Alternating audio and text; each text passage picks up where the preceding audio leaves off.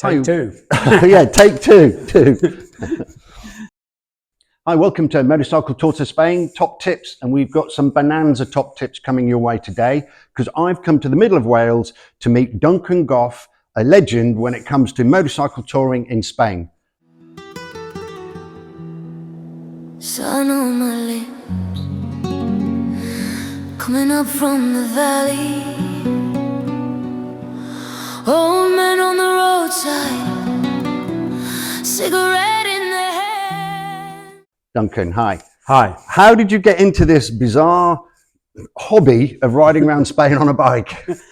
Well, in fact, it didn't start necessarily with motorbike.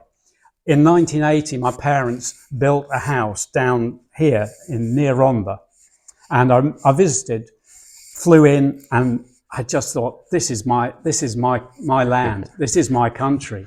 I've come home. Your destiny. It was. Yeah. I just felt so immediately at home there. And then, so after that, I just kept on finding ways to come back.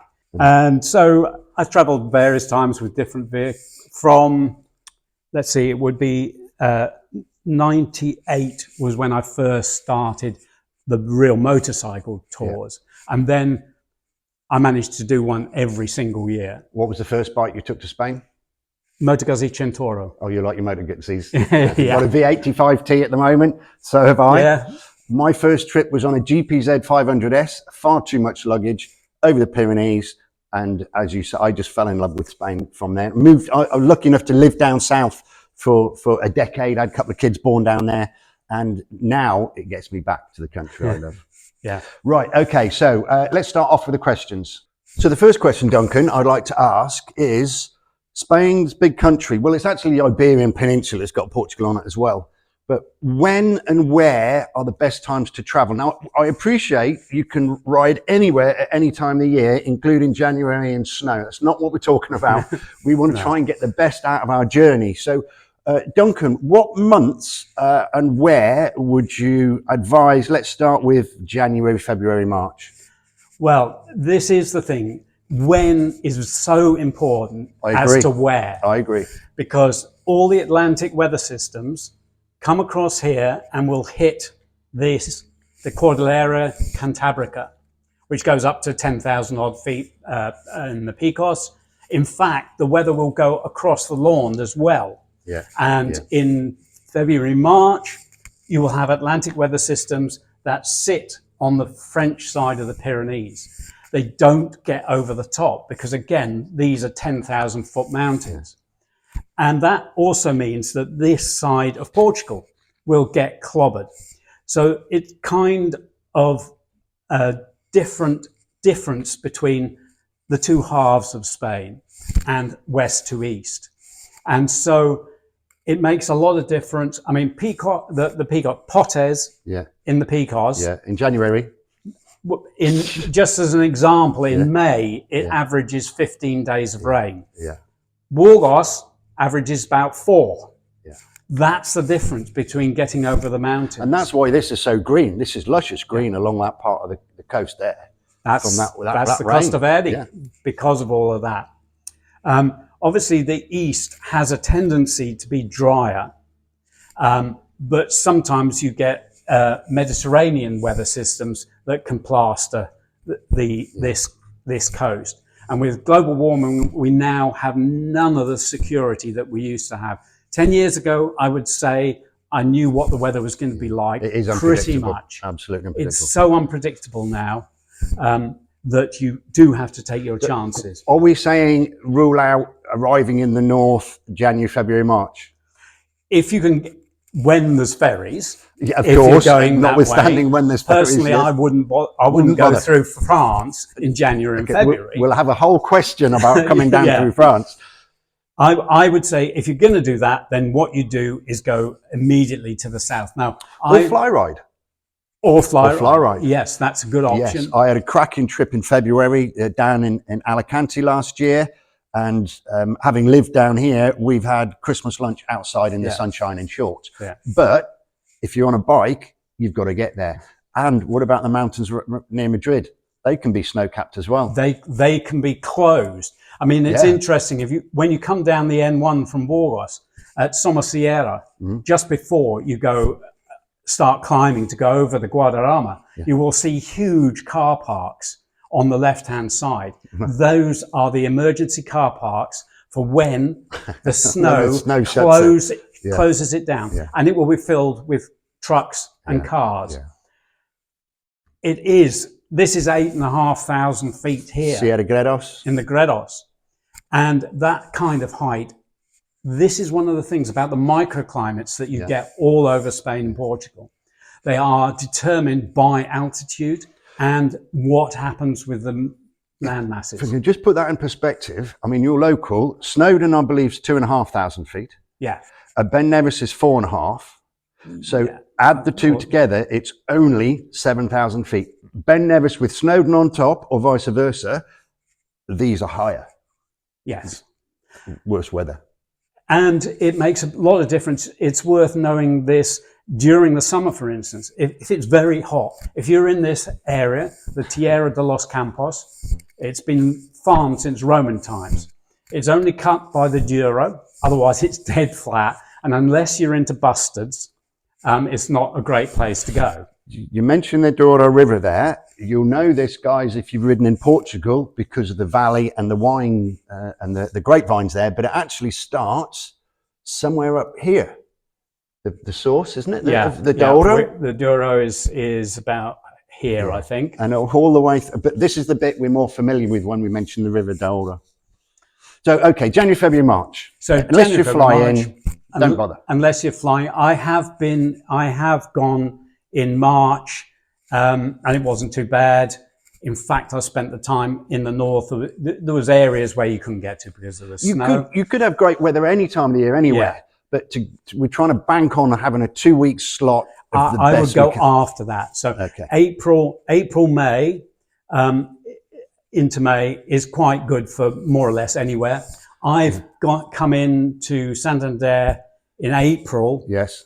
I've actually used some back roads, but I've spent the night in Avila. Yes. And I've been camping in the Serranía de Ronda the next night. Right, that's a good trip.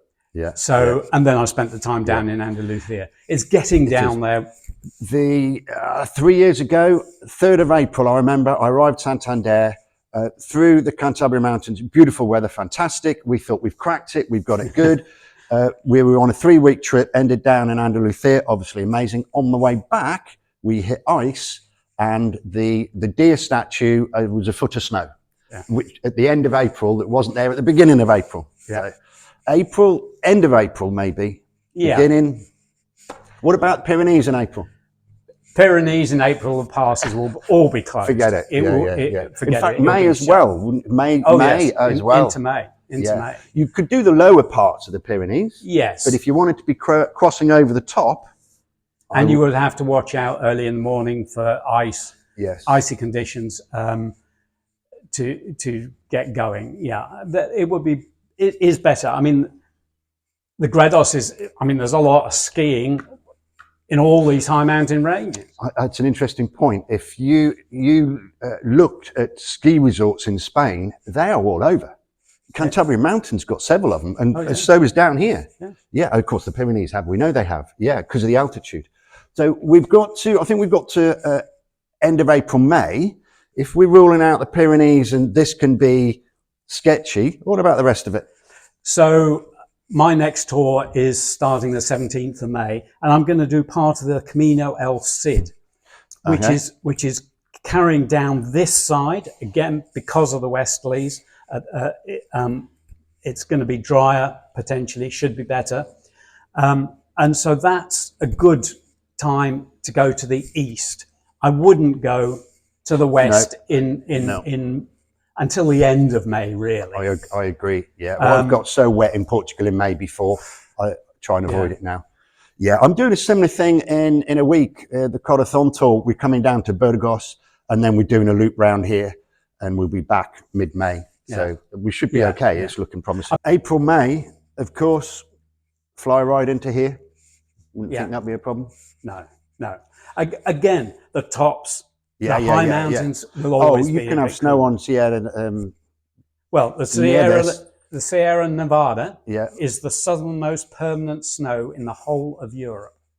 There's North Africa. yeah, yeah, yeah. 11 and a 11,000. half Yeah, thousand? 11,500. Feet. Mulhacem.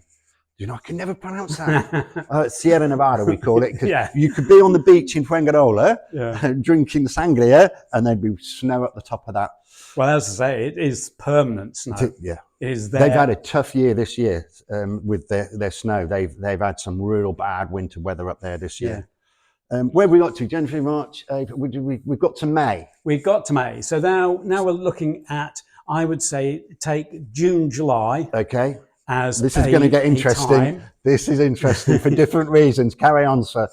So, yes, almost anywhere. It's June, particularly, I would say, is a good time to do the Costa Verde. Thank you. I'm going to Santiago de Compostela this June for 2 weeks, camping and some hotels through those Cantabria mountains. Yeah. So I've got the all clear on that. Definitely. Thank you. June and July.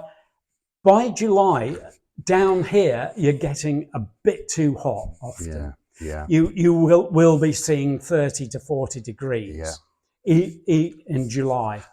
Then, sorry to interrupt, but then you've had to get there, but you've had to cross all these peaks where it could still be 5 or 7 degrees at the high peaks, and then suddenly you're in 30 vented gear. It's vented gear. I mean, I use a thing called the Exotog. I don't know if you've ever come across it. No, that's new for me. I should have brought one with me. It's a waistcoat. Yeah. And what you do, you slip it on, it packs down to about this size. Yeah. You slip it on, blow air into it, and you're immediately warm. It's the textile is a particular textiles that reflect all your body heat back into you. Not come across it. What's it called? Exotog. Exotog. We'll put a link down in below somewhere. Yes. Yeah. I know the guy who invented these. Yes. And manufactures them in Cambridge, and it's one of the best bits of motorcycle kit I've had. I told them they'd be top tips, didn't I? Exactly, because of the range of temperatures that you get in Spain. Yeah. And this thing, you can put it on in seconds.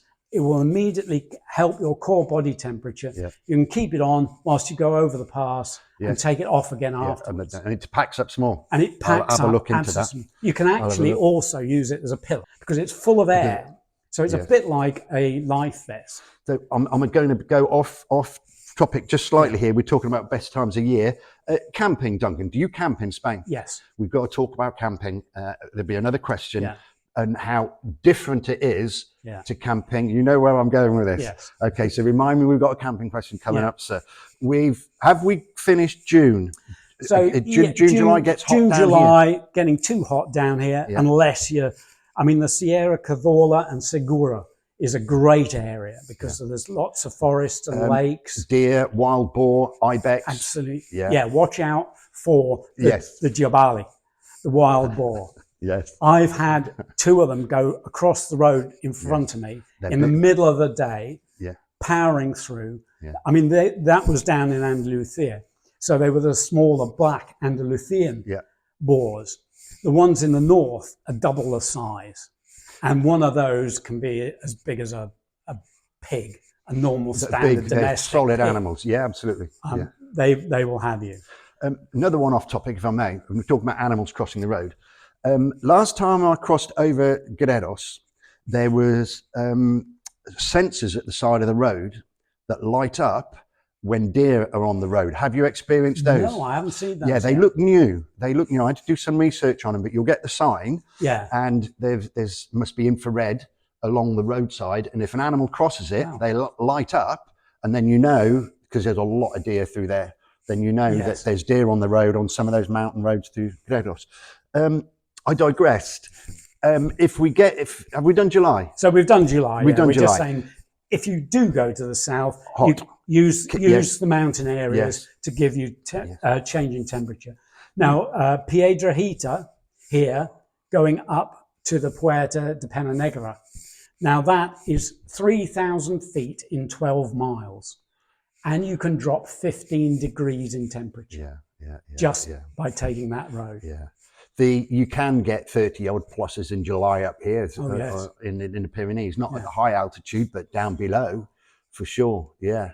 But then that adds another phenomenon that you can get. And you've mentioned earlier on about the weather system in France.